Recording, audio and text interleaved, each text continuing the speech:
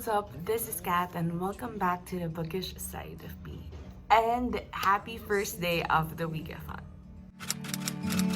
I got time.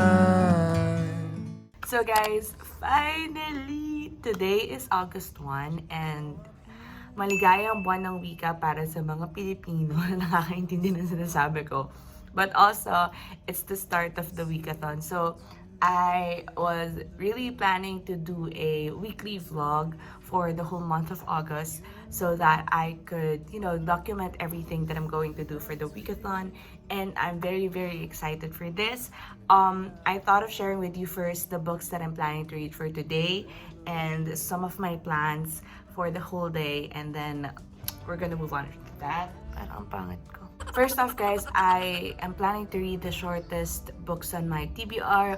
Although the other two are not here, the Noli Me Tangere and El Filibusterismo comics version. So I'm planning to read the 3 for today. This is my goal for the day. The first one is Ang Hari ng Commute by Lizette Dalus.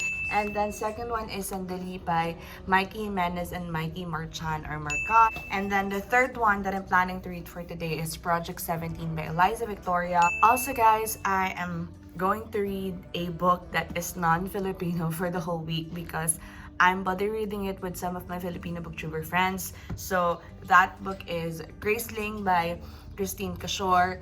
I just spontaneously joined a buddy reading of this book. And then also, I'm still currently reading Last Time Standing by Lauren Ho. And it's because I'm cramming this book for a discussion with the author later this afternoon at 3 p.m. And yeah, this is going to be on the vlog as well. Alright, so those are the books that I am planning to read. And then later, before this day ends, I'm gonna show you what are the books that I have read and what are the things that I have accomplished. But the goal for the morning is to finish Last Time Standing for the book discussion and then finish at least 2 out of these 3 books and get to the 6 chapters of Graceling.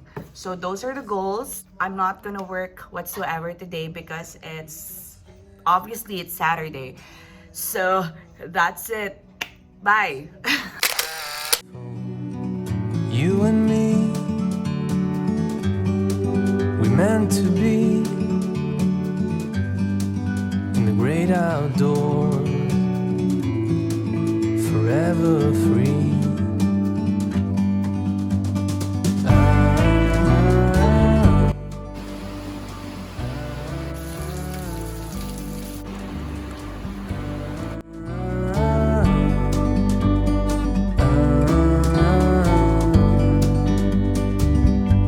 Sometimes you need to go and take a... Hey guys, so ngayon is afternoon na. I think it's around 4 o'clock p.m. and we just finished the discussion of The Last Time Standing by Lauren Hall. It is an hour Q&A discussion with the author herself, and I am very glad that I was able to participate earlier because I never thought that I would. First off, it's raining really hard since morning. I think you've seen that on some clips earlier.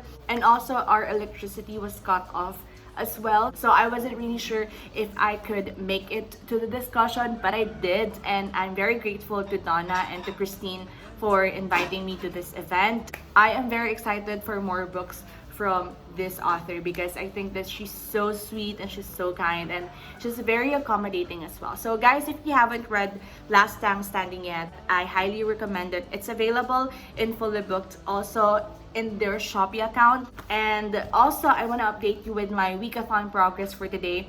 As I said earlier, I'm planning to read 3 books for WIKATHON. I've already accomplished 2 of them, and those are the 2 comics that originally isn't part of my TBR, but I am really glad that I did because these 2 comics depicts or reflects the modern Pinoy vibe, so this very fits that prompt as well, and it shows the reality of the Filipinos in the modern times. So these are the 2 books that I highly recommend if you want a fast read that is written in Filipino or in Tagalog, I mean, and something that you could relate to. This one is a very funny one. This one is kind of quiet, but the things that are in here are very important and very realistic. So yeah, recommended, both of them. That's it. Bye.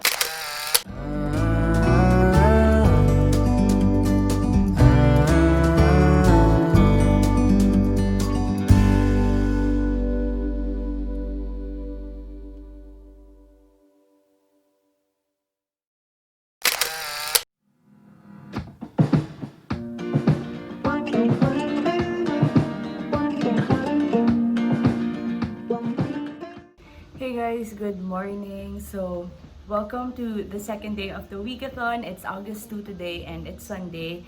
So, technically, I still have no work. So, today I woke up later than usual. It's around 9 in the morning right now because I was up late last night reading this book, and I am 1/3 of the book because I'm on page 59, and this book is until 160, I think. So, yeah, 1/3 na ako. So far, thoughts about this is this interests me a lot. I think the plot and the premise is very interesting. I'm not yet attached to the story, but I'm liking it so far. So I hope that makes sense. So right now, I'm just going to have breakfast while I'm reading. And then my plan for today is just chillax. I'm not going to do anything like work-related stuff, but I'm gonna post something for the WIKATHON. So I hope that you check out our Instagram and our Twitter every time because we have activities there. So there, I hope you're having a great day, and I don't know what else to say. Bye. Hey guys, what's up? It's still Sunday today. It's August 2 pa din, and it's currently evening na, around 8 o'clock yata. Anong time na, Beb? 8:30. Ayan, 8:38 na. And I am very sorry because I totally forgot that I was vlogging for the whole day. I know that I've said that I'm going to chill for the day because I don't have anything work related to do, but I ended up doing a lot of things instead, so I'm sorry for that. But I'm just gonna update you with my reading progress for my WIKATHON reads. The first one is this book that I started last night, Project 17 by Eliza Victoria, and I'm very happy to say that I've finished this book this afternoon, finally. So that's my third book for the WIKATHON. Now I'm starting my fourth book already because I don't know why, but I'm craving for something that is written in my native language, which is Tagalog. So I've decided to finally read the companion poetry book of the novel Bagay Tayo by Jerry B. Gracio, which is Hindi Bagay. So I'm gonna put the cover here. I'm already halfway through this book, and I just realized that you have to read the Bagay Tayo first for you to be able to understand where this poetry book is coming from. But I'm just gonna update you later if I finish Hindi Bagay kasi 60 plus pages lang siya. So feeling ko matatapos ko siya tonight. And then I'm gonna move on to Graceling by Christine Cashort. So yeah, we're gonna do that, and let's see later. Bye. Hey guys, good morning.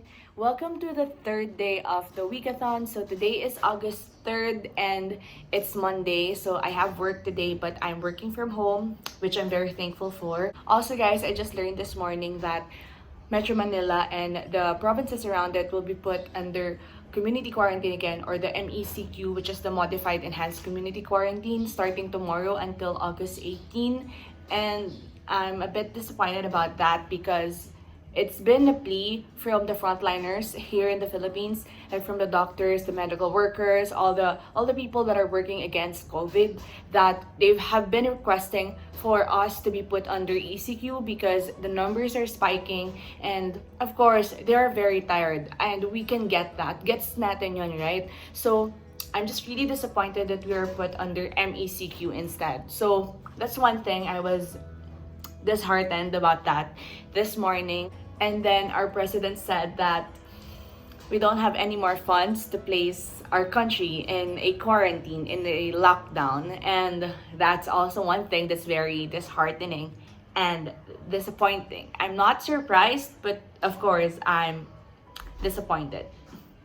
Ayun lang guys. So I just want to update you with my reading progress. Last night I forgot to vlog, but I finished Hindi Bagay by Jerry B. Gracio, and I think if you've been following me on Instagram and Twitter, you will see that I posted there last night because I'm just so kilig with the words. Okay. Sobrang kilig ko talaga, as in, I can't contain my kilig. I have to post it somewhere. I have to vent it out. And also, I'm gonna read here like a part of the book as well, an excerpt from the book we're in, ba yung tama sa akin? Maybe because from my personal experience, I have a fair share of struggles with my current relationship. So, di ako nangakong magiging madali ang lahat ng bagay. Hindi ko sinabing kaya kong hawakan ng kinabukasan. Ang sabi ko, mahal, paghandaan natin ang hirap sapagkat mahirap ang buhay. Mortal lang din akong nakatangan sa iyong mga binitawang salita, agad kong pinantay sa puso't ginawang sandata upang malabanan ang naglisang hayop sa daanang ito patungo sa nais nating paraiso. Naglalakbay ako na puno ng takot sa lahat ng bagay na pwedeng mangyari. Ngunit kasama ka, anong hindi ko maaaring kayanin. Oh my God, that part. Oh my gosh, I feel like I wanna cry, I wanna hug my boyfriend. Okay, so I felt so much last night because of Hindi Bagay, and I also finished it, as I was saying. And I think we have to move on to that part because I've already talked too much about this book. So for today, guys, I'm planning to read 2 new books, and I don't know if I can finish one of these, but hopefully until tomorrow or the next day after, I could finish both. The first one is MacArthur by Bob Ong. Excited ako para dito. So the next one is a novel, and I know in myself that I cannot finish this one today. It's impossible. So I'm assuming that I could finish this in 3 days or more, and that one is The Bone Witch by Trishupaper. This, if I haven't mentioned it yet, this is the book of the month of the TRIHOES for August, and we're going to do a live show of this book on the last week of August. But these 2 books are the ones that I'm planning to read for today. And so ayan, sobrang gulo ko na, tsaka sobrang init na po. So I'm gonna end this update here. Ang dal-dal ko talaga, my God. So yeah, yun lang guys. I'm gonna get back to you later. Bye!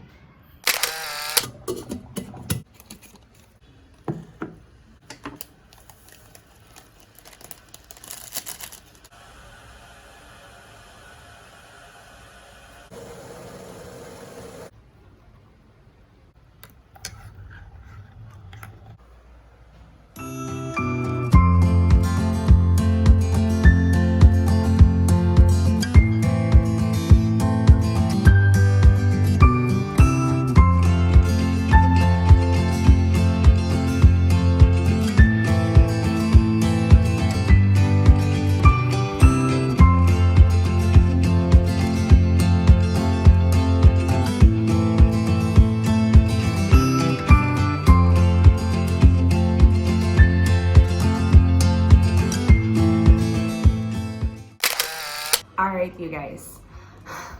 I have been reading this book slowly.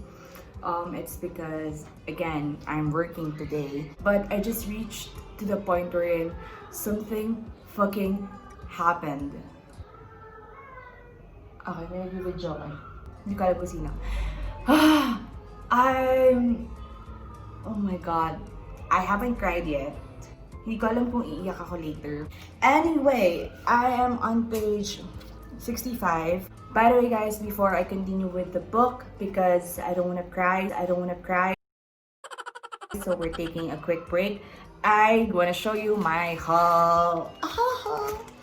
Sa Shopee to galing. Wait lang. I think it came a few hours ago or an hour ago. Pero hindi ko siya agad binuksan. Nilagyan ko muna siya ng disinfectant, ganyan. Tapos I just put it aside kasi para mawala yung dala-dala niyong bacteria. Alam niyo na yan, guys. So, again, this is from Fully Booked. I ordered it in Shopee. Sa shop nila doon. And I was expecting this to arrive last Saturday. Kaso hindi siya dumating. Ayan, meron siyang parang, ano ba tawag dito? Ano tawag dito?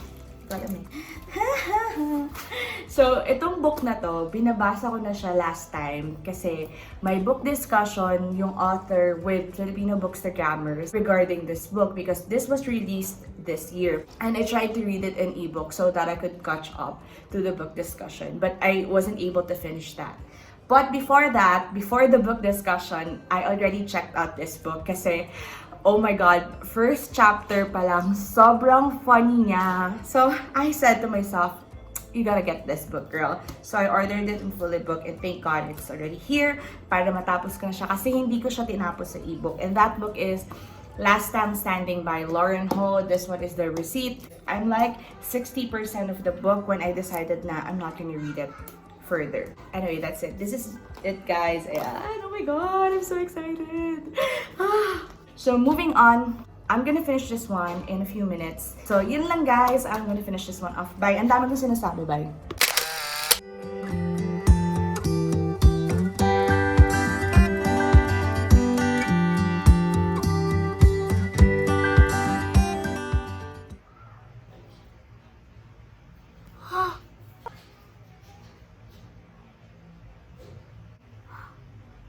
Oh my God.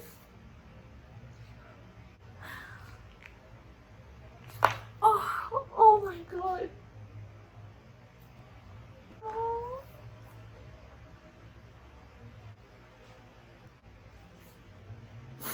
Oh, oh my God. Oh my gosh. What the fuck is that?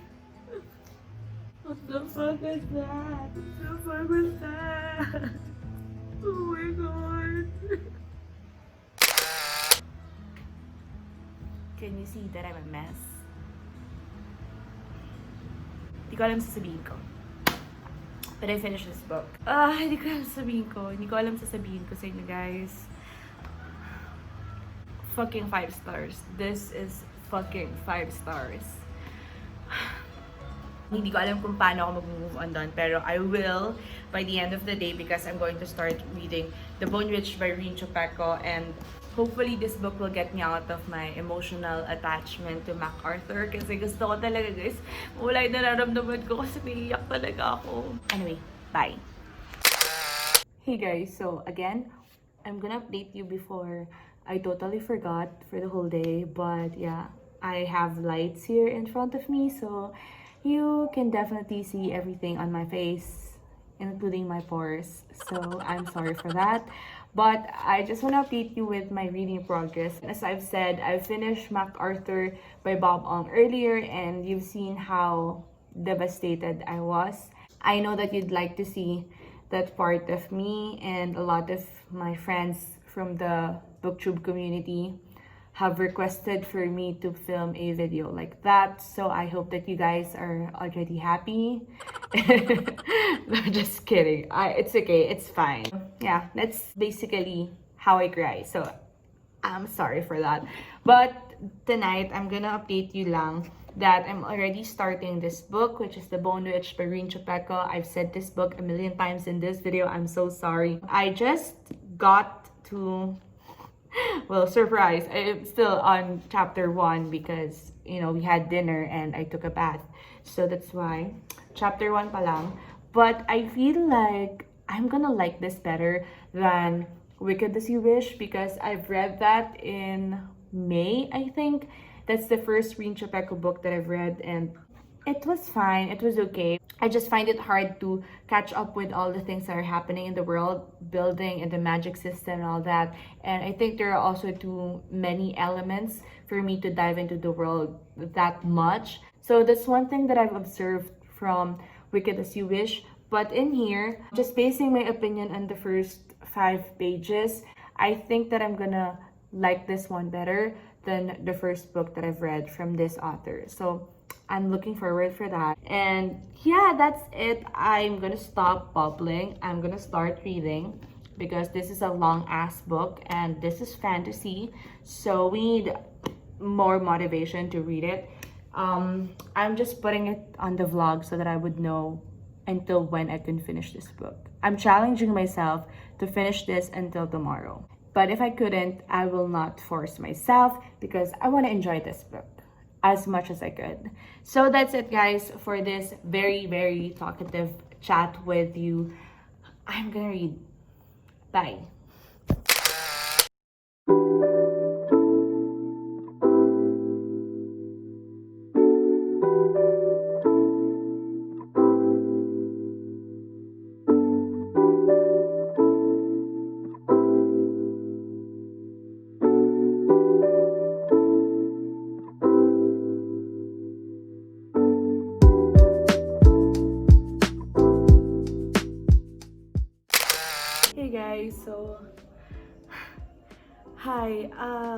What time is it already? I think mag-8 na.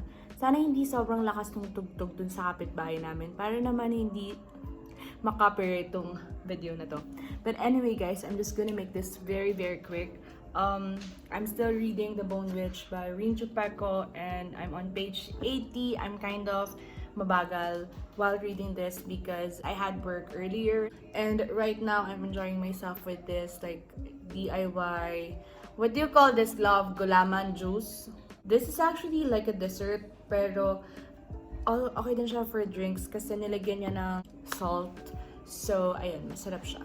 Anyway guys, baka kasi makopyright ako dun sa background music ko. So, I'm just gonna end it here. And anyway, I'm gonna read. I'm gonna stop. Bye.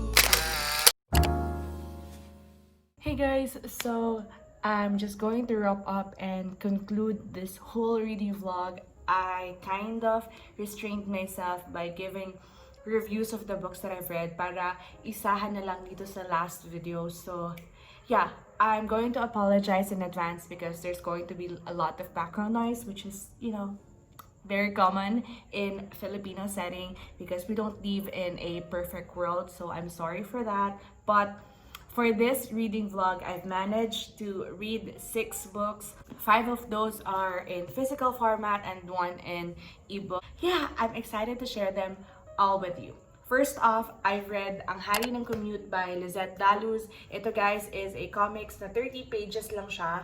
And ayan, ganyan lang siya. Basically, hindi talaga siya story, wala siyang plot, but it's more like showing off yung mga tao na nagko-commute within Metro Manila specifically. So kung kayo is na-experience nyo nang mag-commute sa Metro Manila for how many years, I think that you could relate to this comics very well because I have experienced commuting from Cavite to Manila and vice versa for 4 years because in college I went to a university that is in Manila. So sobrang relatable, sobrang fun, sobrang light, and dahil nga sobrang short lang nito, mababasa niyo siya within a few minutes.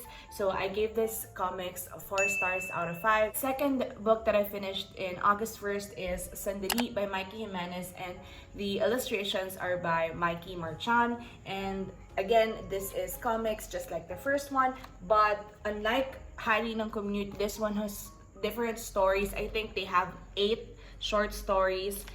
But also, yung mga story na yon, wala talaga siyang plot, but more like parang lessons in every story. So, meron kasing kinote dito si Rob Cham sa kanyang foreword, and para sa akin yung sinabi niya dito best describes what this book is all about. Sabi niya dito, Sandali doesn't focus on the heroes, but on us. And I definitely agree. This collection of short stories in comics form, for me, yung mga kwento dito really shows or reflects yung reality dito sa atin in the Philippines. I also gave this book 4 stars out of 5. And then, the third book that I've finished is Project 17 by Eliza Victoria.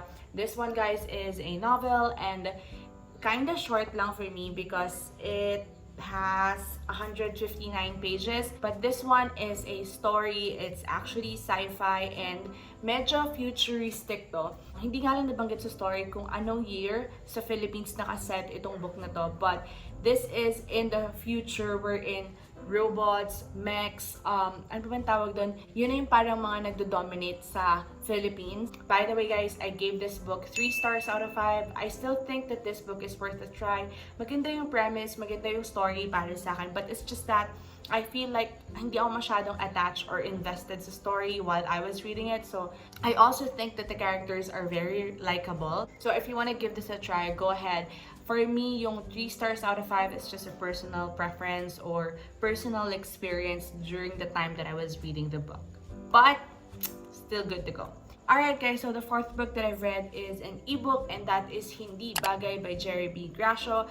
I've already mentioned this in my reading vlog that I really love Jerry B. Gracio as an author, and I also fell in love with his book which is Bagay Tayo. So itong Hindi Bagay is a companion poetry book ng Bagay Tayo. Technically, hindi mo naman kailangan basahin yung Bagay Tayo para maintindihan yung Hindi Bagay, but I highly recommend for you to read Bagay Tayo first kasi andun yung kwento ng love story ni Sir Jerry and nung kanyang partner sa life na si Mong. Para sa akin, mas ma-appreciate mo yung Hindi Bagay kung alam mo yung love story na yon. If nag-gets niyo yung ibig kong sabihin. But anyway guys, I gave this book 4 stars out of 5. The reason bakit 4 stars lang siya is because I still think na sobrang ganda ng pagkakasulat nito.